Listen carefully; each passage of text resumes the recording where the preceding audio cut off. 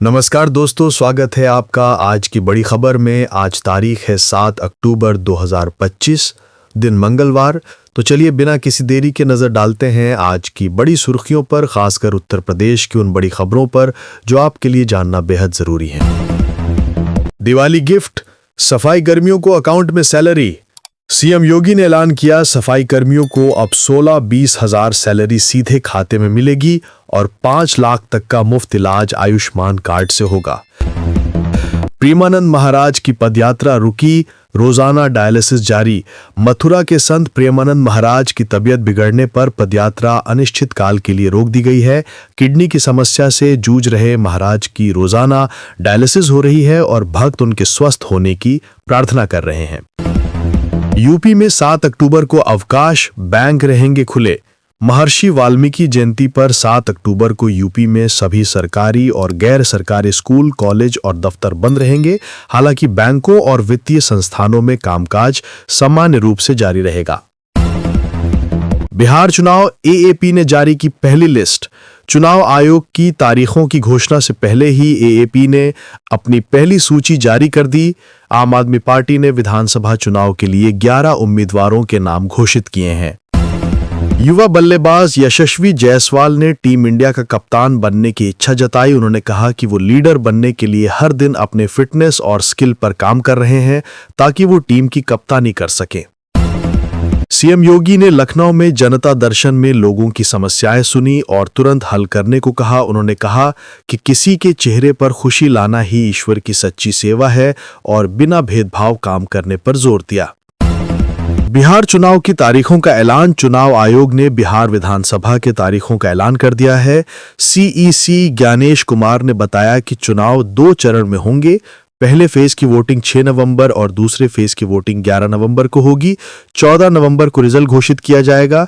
पहले चरण में 121 सीटों पर चुनाव होगा, जबकि दूसरे चरण में 122 सीटों पर मतदान होगा। जीवन प्रमाण पत्र जमा करें। पेंशन के लिए जीवन प्रमाण पत्र यानी लाइफ सर्टिफिकेट जमा करना अनिवार्य है। 80 साल से ऊपर के पेंशन धारक 30 नवंबर तक इसे बैंक, सर्विस सेंटर या जीवन प्रमाण ऐप से जमा कर सकते हैं।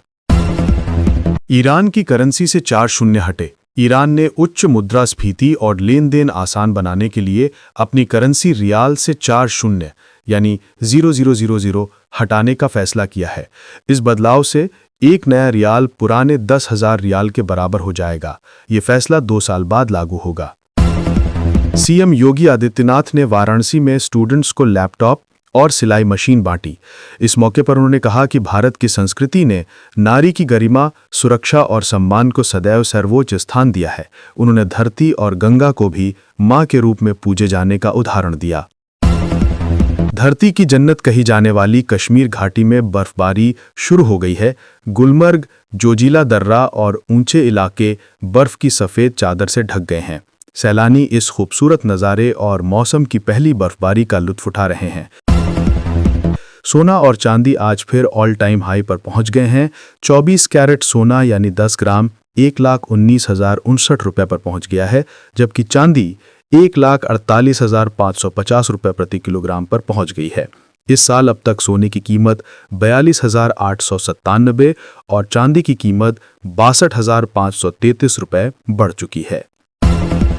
चुनाव आयोग ईसी ने वोटर्स के लिए बड़ा फैसला लिया है। 40 चुनावी ऐप्स को अब एक common platform EC net app पर लाया गया है।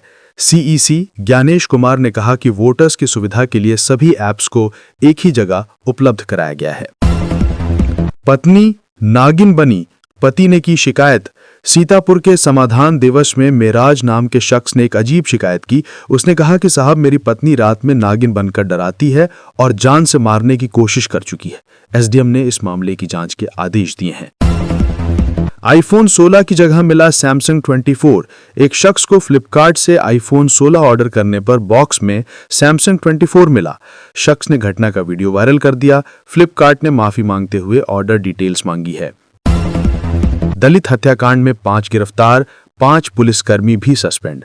रायबरेली के ऊंचाहार इलाके में दलित युवक हरिओम वाल्मीकि की चोरी के शक में पीट पीटकर हत्या के मामले में पुलिस ने बड़ी कार्रवाई की है। पुलिस ने बताया कि सीसीटीवी के आधार पर 5 लोगों को गिरफ्तार किया गया है। अन्य आरोपियों की तलाश जारी है। पुलिस इस घटना को गंभीरता से ले रही है। इसके अलावा 2 दारोगा समेत 5 पुलिसकर्मियों को सस्पेंड किया गया है। संभल में अवैध मस्जिद तोड़ने का काम जारी। इलाहाबाद हाईकोर्ट से याचिका खारिज होने के बाद संभल के राया बुजुर्ग गांव में बनी मस्जिद तोड़ने का काम जारी है। मस्जिद कमेटी 2 दिनों से खुद ही मस्जिद के अवैध हिस्से को तोड़ रही है। मस्जिद कमेटी अपने पैसे से मजदूर लगाकर मस्जिद तोड़वा रही है। ये मस्जिद सरकारी जमीन पर अवैध रूप से बनाई गई थी। प्रशासन ने कमेटी को अवैध हिस्सा हटाने के लिए 4 दिन का समय दिया है। राहुल गांधी के आरोपों पर सवाल सुन मुस्कुराए सीईसी। बिहार विधानसभा चुनाव की तारीखों का ऐलान करने के बाद सीईसी ज्ञानेश कुमार से राहुल गांधी द्वारा एसआईआर में गड़बड़ी के आरोपों के संबंध में सवाल किया गया। इस पर सीईसी ने मुस्कुराते हुए कहा, चुनाव आयोग राजनीतिक उथल-पुथल पर ध्यान नहीं देता क्योंकि चुनाव के दौरान ये चलता है। आयोग ने एसआईआर की पूरी व्यवस्था के दौरान ध्यान रखा कि कानून का पालन हो। सीजेआई पर हमला अक्षम में पीएम मोदी। पीएम मोदी ने एससी में सीजेआई बीआर गवई पर हमले की कोशिश की निंदा की है। उन्होंने एक्स पर लिखा, सीजेआई से फोन पर बात की, उन पर हुए हमले से हर भारतीय नाराज है। हमारे समाज में ऐसे निंदनीय कृत्यों के लिए कोई जगह नहीं है। ये अत्यंत निंदनीय है। ऐसी स्थिति में सीजेआई के धैर्य की मैं सराहना करता हूँ। ये न्याय के मूल्यों के प्रति उनकी प्रतिबद्धता और हमारे संविधान की भावना को मजबूत करने की उनकी प्रतिबद्धता को दर्शाता है। दोबारा प्रेग्नेंट हुई famous comedian Bharti. Famous comedian Bharti Singh दूसरी बार मां बनने वाली हैं। उन्होंने इंस्टाग्राम पर बेबी बम्प फ्लॉन्ट करते हुए एक फोटो शेयर की जिसमें उनके साथ पति हर्ष लिम्बाचिया भी नजर आ रहे हैं। कैप्शन में लिखा है, हम फिर से प्रेग्नेंट हैं। गेमिंग का ऐसा खुमार कर दी मां की हत्या। लखनऊ में एक 20 साल के युवक ने गेम और कर्ज के चक्कर में अपनी मां की जान ले ली।